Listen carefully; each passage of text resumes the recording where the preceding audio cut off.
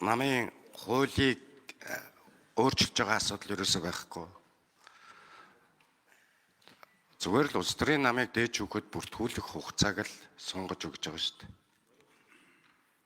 Нэгэсэндээ иргэдийн улс төрийн эрхээ эдлэгт нь дэмжлэг үзүүлж байгаа ийм заалтыг л өөрчлөлт оруулж чадна л гэж хараад байна. Татвар төлсөн компани, төлөөгүй компани хоош нурагш нь болох уу гэдэг юм яриад байгаа. Бид нар иргэдэд 0.7 газрыг өмчлүүлэхдээ 10 хэдэн жилээр хойш нь сунгаж өгсөн. Иргэдийнхээ эрх боломжийг нь хангаж өгөхийн төлөө л хийжсэн. Тэрнтэй адилханаар улс төрийн намын хуулийн энэ хэрэгжилт нь явчихсан, эхэлчихсэн байгаа энэ хуулийн дээд шүүхтэр бүртгэдэг бүртгэлийг нь л хойшлуулж байгаа асуудал. Цаг хугацааны хувьд сонгуулийн бүтэн цикл давхцсан ийм хугацаанд яваад өнгөрсөн юм байна. Өнөөдөр парламентд судалтай намууд бол бүртгэл дээр асуудал байхгүй байх л та. Зарим нэг намууд ч гэсэн бүртгэл дээр асуудал байхгүй. Дээд шүүхэд материалуудаа өгсөн намууд байж л байгаа. Гэхдээ парламентын гишүүд, парламентд судалтай намууд бусдынхаа төлөө бодож хууль баталдаг баймар байгаа маа.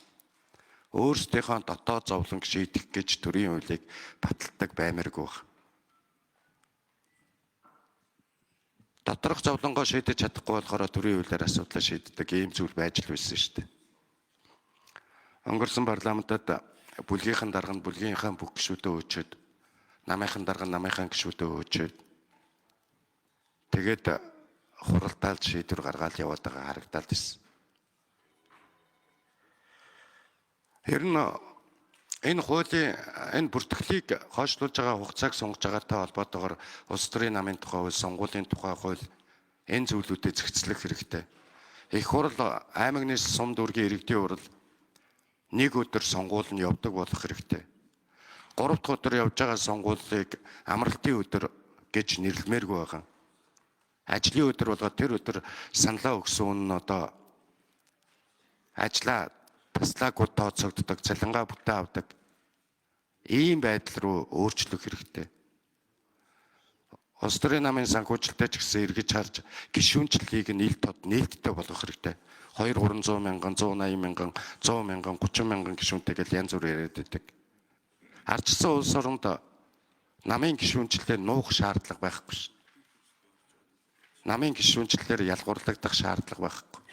Намын гишүүнчлэл нь ил тод нээлттэй байгаад тэр гишүүд нь өөрийнхөө орлогын гэдэг юм уу 1% татварыг намдаа өгдөг. Татвар төлөгчдийн мөнгө, улсын нийт татвар төлөгчдийн мөнгнөөс нам санхүүждэггүй байх энэ чиглэл рүүгээ явах хэрэгтэй. Гишүүд нь ил тод нээлттэй 1% татвар өгдөг болох юм бол одоо намд байна гэдэг нь ашиг сонирхлын биш хүсэл зоригийн үзэл санааны зүйл болж хувирах хэрэгтэй. Энэ чиглэл рүүгээ явахын тулд бид нар энэ бүртгэлийн хугацааг хойшлуулж өгөх хэрэгтэй. Энэ хооронд бид нар бас болдог бол энэ хуралд байгаа бүх намын төлөөллүүд оролцоод бусад их хурл судалгүй ч гэсэн бусад намын төлөөлөлтөг уулзаад ярилцаад иргэд сонгогчтой яриад энийг өөрчлөх хэрэгтэй. Уул нь болдог бол бүх намыг татан буулгаж агаад дахиад нэг шинжилэн зохион байгуулах хэрэгтэй байна.